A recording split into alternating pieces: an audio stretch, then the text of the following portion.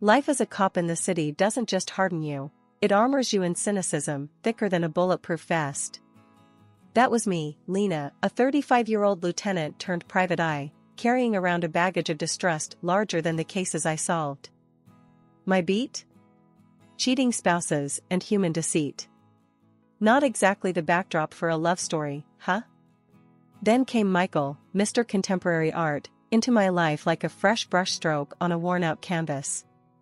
We met at this art show in New York. The place was packed with the kind of people who use words like postmodern and avant-garde without a hint of irony.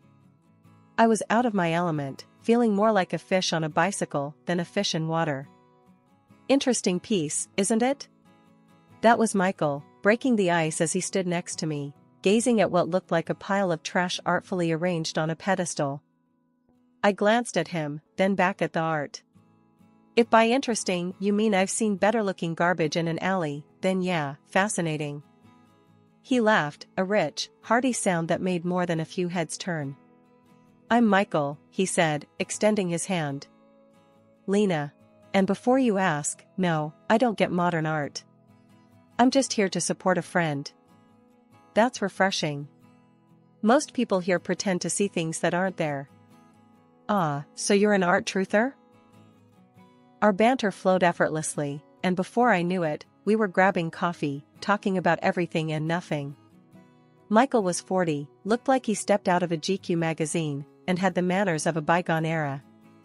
Fast forward 6 months, and I'm head over heels, living in a whirlwind romance that felt too good to be true. Michael had this old-world charm about him, reading me poetry, taking me to the most exquisite exhibitions, and treating me like I was the only woman in the world. One evening, in the middle of Central Park under a canopy of stars, Michael went down on one knee. Lena, will you marry me? I didn't even hesitate. Yes. Hell yes. The engagement was a blur of happiness. I found myself daydreaming about a future filled with love, kids, and laughter. But you know what they say about things too good to be true. My first reality check came in the form of Michael's mother, Evelyn. She was the ice queen incarnate, scrutinizing me with a look that could curdle milk. So, you're a detective. Isn't that a bit unladylike? She asked during our first dinner together. Depends on what century your definition of ladylike comes from, I shot back, not missing a beat. Michael gave me a tight smile, but I could see the warning in his eyes. Lena's one of the best detectives in the city, Mom. Evelyn sniffed. I suppose that's one way to meet men. I clenched my jaw, forcing a smile. And here I thought it was to stop crime and serve justice. Silly me. Dinner passed in a tense truce, with Michael playing peacemaker. As we left, he squeezed my hand. She'll come around, Lena. Give it time. Evelyn's visits were frequent, each one a little inspection tour of our life. It was a Tuesday evening, barely 2 weeks into our marriage, when she dropped by unannounced, her arrival heralding a chill in the air. Lena, darling, she began, her voice dripping with a condescension so thick you could cut it with a knife. I see you're still clinging to your little job. I had hoped marriage would have made a proper lady out of you. I was chopping vegetables for dinner, the knife in my hand suddenly feeling very appealing for reasons other than cooking. Evelyn, where I come from, we call this making a living. You should try it sometime instead of living off others. Her lips tightened, but she maintained her composure. Michael was raised with certain expectations. It's not too late to choose a more respectable profession. Something less masculine. Respectable? You mean like being a professional busybody? I retorted, not bothering to mask the bite in my voice. No thanks, I'll stick to catching cheaters and liars. Speaking of which, how's your bridge club going? Michael walked in just then, his timing as impeccable as ever. What's going on here? He asked, looking from me to his mother. Your wife was just explaining her career choice to me. It seems I've underestimated the thrill of working with criminals, Evelyn said, her tone saccharine. Michael sighed, rubbing the bridge of his nose. Mom, Lena's job is important to her. It's who she is. And Lena, He turned to me, a pleading look in his eyes. Please, let's not do this now. I wanted to argue, to tell him that his mother was crossing lines she shouldn't even be seeing, but I held back. This was his mother, after all. Fine, I muttered, turning back to my vegetables with more force than necessary. The evenings following Evelyn's visits were always tense. Michael would become distant, retreating into a shell I couldn't crack. It was clear whose side he was on, and it wasn't mine. One such evening, after a particularly grueling visit from Evelyn, who had criticized everything from my cooking to the way I folded towels, I confronted Michael. Why don't you ever stand up for me? Your mother treats me like I'm the dirt under her shoe, and you just let her. What kind of marriage is this? Michael looked at me, weary. Lena, she's old, set in her ways. What do you want me to do? Disown her? No, I want you to have my back. To tell her she can't walk all over me, us. Is that too much to ask?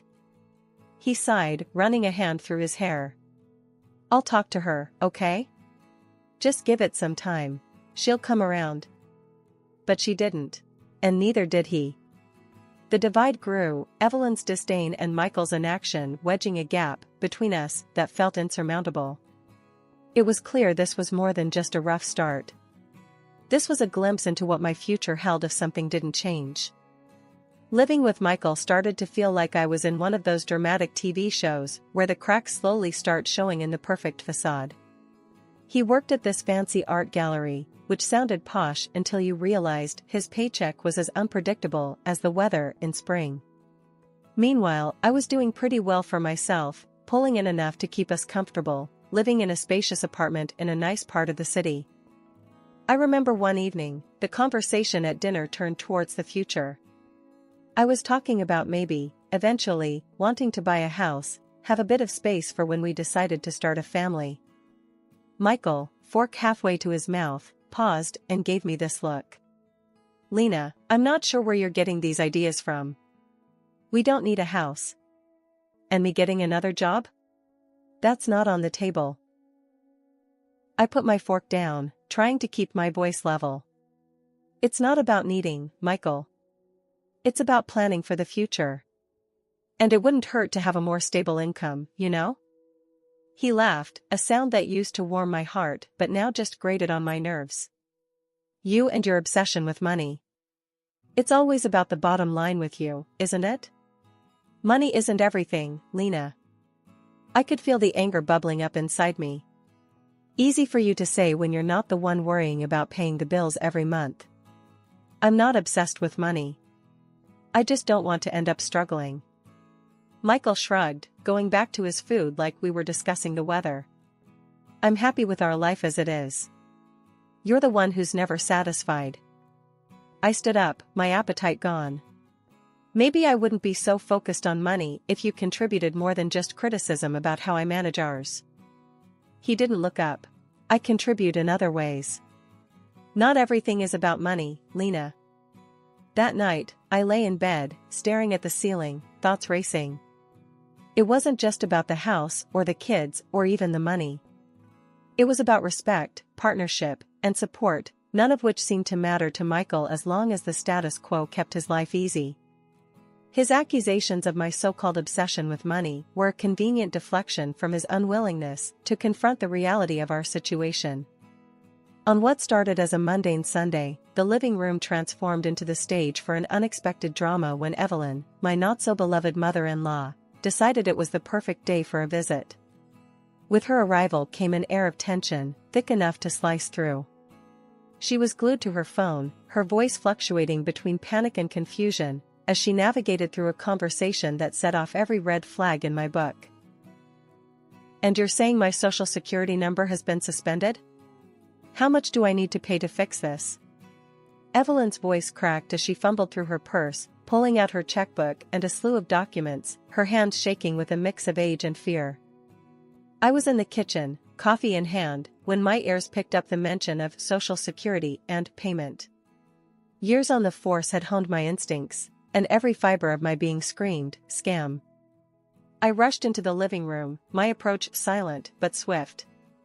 Evelyn, hang up the phone. It's a scam, I interjected, my voice firm yet composed, hoping to convey urgency without inciting panic. She whipped around, eyes wide with shock and offense. I beg your pardon. I'm handling this, Lena.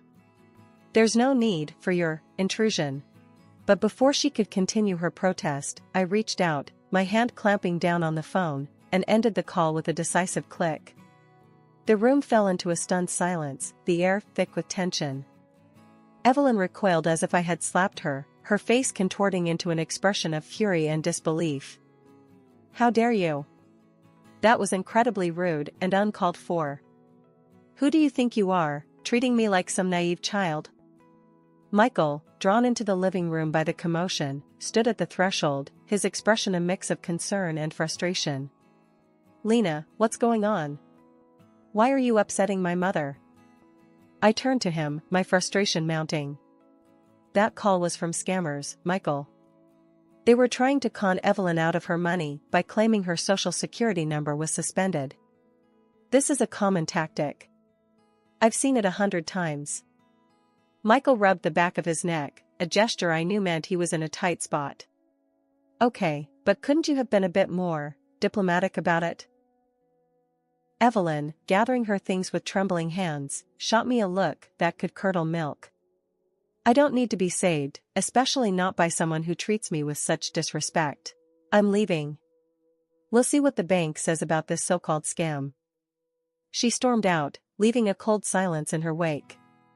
Michael sighed, looking between the door and me. Lena, I know you meant well, but you have to handle things more gently, especially with my mother. I felt a twinge of guilt but stood my ground. I know it seemed harsh, but there wasn't time for pleasantries. Scammers rely on creating a sense of urgency. Hesitation could have cost her dearly. The next day, curiosity and a hint of guilt nudged me to call Evelyn. The phone rang 3 times before she answered, her voice cold and clipped. What do you want, Lena? I just wanted to check in after yesterday. Did you talk to the bank about the call? There was a pause, and when she spoke, her voice was laced with reluctant admission. Yes, I did. They confirmed it was a scam. But that doesn't change how you handled the situation. You were rude and aggressive. I pinched the bridge of my nose, a headache brewing at the edge of my temples. I'm sorry if I came across that way. I was just trying to protect you from getting scammed.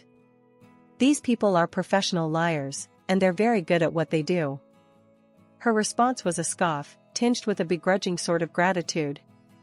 Well, I suppose I should thank you for preventing a mistake. But don't think this means I approve of your methods or your attitude. Goodbye, Lena. The chill between Michael and me had settled in deep, turning our home into more of a frosty standoff than a warm haven. I clung to the hope that his upcoming birthday might thaw the ice, a chance to fan the dying embers of our relationship. Dreaming of a weekend filled with just the two of us, I planned every detail, hoping to rekindle what was once there. But as fate, or rather, Evelyn, would have it, she bulldozed through my plans with her own agenda, setting up a grand dinner at her mansion on a weekday, of all times. Knowing my schedule was jam-packed, it felt like a deliberate jab. I pleaded with her over the phone. Can't we just push it to Saturday? I'm swamped at work, Evelyn. Her voice was a mix of honey and ice. No, dear. This is when it's happening. Michael shouldn't have to adjust his birthday around your occupations. Biting back frustration, I found myself confiding in my boss, the only person who seemed to get it. He's seen enough deceit and betrayal to fill a noir novel, yet he understood the importance of this gesture. Go, he urged, with a knowing look. Do what you need to do. Arriving at Evelyn's, the party was in full swing, a spectacle of faux merriment. Evelyn spotted me like a shark senses blood, her smile tight as she hastily whispered something to Michael. There he was, Michael, my husband, ensconced by the fireplace, his arm around a woman who was clearly more than just a casual acquaintance. My heart twisted, but I steeled myself and approached. Michael, aren't you going to introduce me? I asked, injecting a calm I didn't feel into my voice. He jerked like he'd been electrocuted, his eyes wide. "Ah, Lena, this is Aisha from the gallery," he mumbled, then turned to her. "And this is, Lena, a relative." The room might as well have spun. "A relative? Seriously, Michael? Your wife, remember?" I couldn't keep the incredulity and anger from my voice, the words echoing louder than intended. A hush fell over the room, all eyes on us. Michael's face reddened, a mixture of embarrassment and irritation flashing across his features. "You know, a real wife would have made her husband's birthday a priority," he retorted sharply, turning away as if dismissing me from his presence. Before I could recover, Evelyn slithered over, her voice dripping with disdain. "You see, Lena, you just don't fit in here. Michael needs someone supportive, like Aisha, not, whatever this is." Her words were a slap, each one designed to cut. "I think it's best if you leave. You're clearly not wanted here," she hissed, gesturing towards the door as if banishing me from my own life. "You know what, Evelyn? Maybe you're right. Maybe I don't belong in a family that thrives on lies and deception." With dignity I barely felt, I walked out, the silence of the night wrapping around me like a cold embrace. After the debacle at Michael's birthday and the cold truth that followed, I knew I needed solid proof if I was going to end this marriage on my terms. The thought of tailing Michael myself was too much. I'm used to digging up dirt on strangers, not the man I once thought I'd grow old with. So, I turned to Dave, a colleague of mine with a knack for uncovering the most discreet affairs. "Hey, Dave, I need a favor," I said, trying to keep my voice steady over the phone. "Anything for you. What's up?"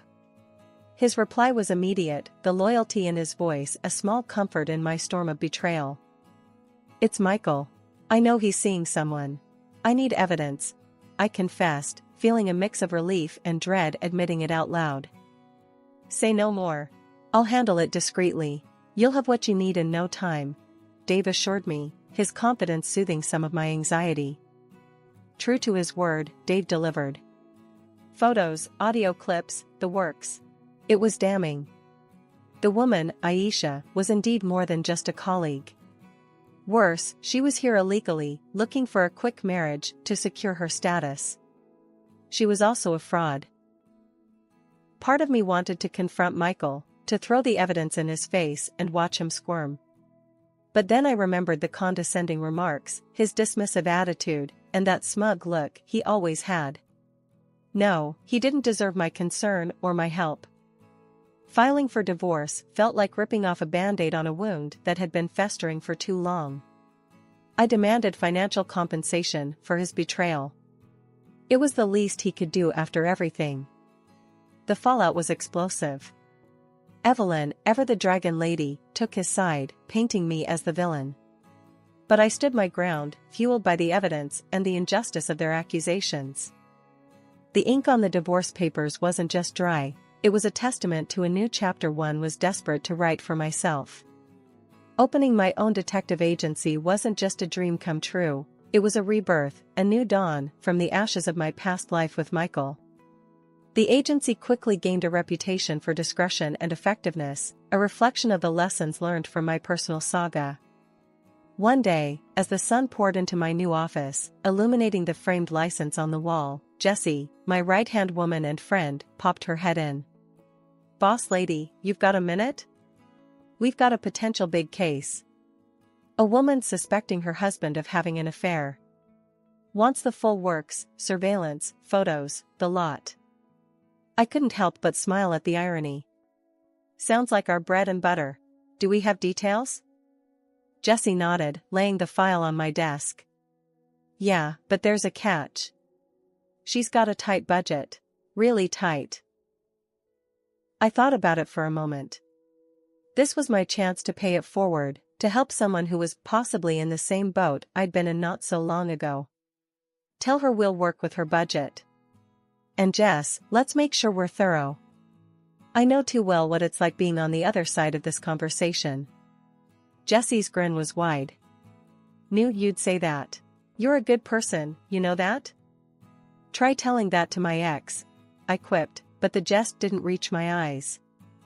The case was as straightforward as it gets in our line of work. Infidelity, secrets, and lies, a pattern I'd become all too familiar with. But with each case we closed, I felt a piece of myself heal, a validation of my decision to start anew. One morning, as the city was slowly waking up, an elderly lady stormed into my office, her frustration palpable. She was ranting to my receptionist about her son's wife who had apparently vanished with a considerable amount of money, leaving them in financial ruin. She insisted on speaking with the owner, mentioning something about needing a payment plan. Curious, I decided to meet her myself. Imagine my surprise when I came face to face with Evelyn, my former mother-in-law. The shock in her eyes mirrored mine, but embarrassment quickly took over her features. "I run this agency, Evelyn. How can I help?" I managed to say, my voice steady despite the turmoil inside. Recognition dawned on her, followed by a flicker of shame. But, true to form, she recovered quickly, her desperation making her bold. "Lena, you have to help me find her, the woman who ran off with my son's money. Michael's in shambles. Do it for family's sake, without charge." The audacity of her request left me speechless for a moment. The same woman who sided with Michael without a second thought now stood in my office, asking for a favor as if the past had never happened. "Evelyn, first, we're not family. Second, I run a business, not a charity for wayward ex-in-laws," I responded, my tone firm. The irony of the situation wasn't lost on me, but I wasn't about to let old wounds dictate my decisions. "But Lena, after everything, can't you do this one thing? It's the least you could do," she pressed, her voice a mix of plea and demand. I couldn't help but laugh, albeit bitterly. "The least I could do? Evelyn, after your son cheated on me, you expected me to just forgive and forget? I suggest you go to the police. They're better equipped to handle missing persons and fraud." She stood there, flabbergasted, as if the thought of me refusing her had never crossed her mind. "But Lena..." "No, Evelyn. I learned a valuable lesson from Michael and from you, never to trust scammers and liars. It's time you learned the same," I interrupted, my decision final. Life indeed comes full circle, but it's up to us to decide how we close that loop. For me, it was by standing firm in my values and looking forward, not back. A week had barely passed since Evelyn's little episode in my office when my phone buzzed with a number I'd thought I'd erased from my life. Michael. Seeing his name flash on the screen was like stepping back into a world I'd left behind. Curiosity got the better of me, and I answered. "Michael, what do you want?" My tone was guarded, ready for whatever spiel he had prepared. "Lena, I've been thinking, a lot. I want us to start over, get back together. Have kids, you know?" His voice had that old familiar blend of hope and something I once mistook for sincerity. I couldn't help but let out a snort. "Really? And where would we live in this fantasy of yours?" There was a hint of excitement in his reply. "Oh, it's all planned out. We'll live with my mom at first. Save some money, then you can buy us a big house. It'll be perfect." I laughed, louder this time, the absurdity of the situation hitting me full force. "You're just as arrogant as ever, Michael. You think I'd come back, just to play house with you and your mom, and then foot the bill for a big house?" He stumbled over his words, the desperation clear in his voice. "But Lena, I've changed. We can fix everything. Please." The silence stretched between us as I considered the years wasted, the tears shed, and the painstaking journey to rebuild myself from the ruins he'd left behind. "Michael, you haven't changed a bit. Goodbye." With that, I hung up, the finality of the gesture sealing the door on the past. As the silence settled around me, a sense of peace enveloped my heart. The call, absurd as it was, served as the ultimate validation of my growth, my resilience, and my independence. I had built a new life, a successful career, and reclaimed my sense of self, none of which would have been possible had I stayed trapped in a marriage that diminished me. Michael's call was nothing more than a blip on the radar, a fleeting reminder of how far I'd come. The future stretched out before me, bright and filled with promise, a blank canvas ready to be painted with new dreams, new challenges, and new achievements. As I turned my attention back to the work that had given me purpose and a sense of belonging, I knew that whatever came next, I was ready. After all, the best revenge is living well, and I intended to do just that.